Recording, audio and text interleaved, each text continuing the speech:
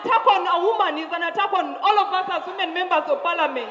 We cannot let this stay. We cannot cover men that don't respect women.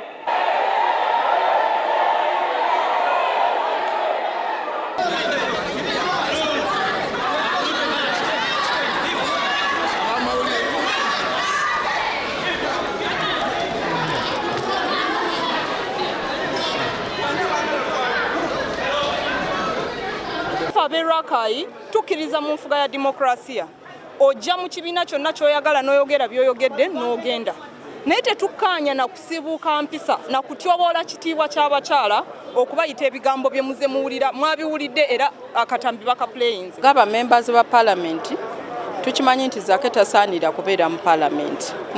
Mulabye byazaakola luli avuma speaker nga talina kyamukola kuluna azze kuba member ki ba parliament ekyo tekikkirizibwa. Zaake Katumba amala yamukubira wano yali amusi omuntu gwe bakubye omutwe n'abeera under treatment temulowooza nti yeetaaga agenda kutreatinga mulabo balina problem oba talina. Parliament yakuba Zaake kati yagala omutwala mu rules committee wajja twalayo ne Katumba wamala. So this double standard we can't accept. Gwe bavumye kinyamatama kirumulumye nnyo naye abaana baffe be basse bamulekwa graves tutunulako ozigerageranya atya n'okuyita nalumansi. Download the app on App Store or Google Play Store now.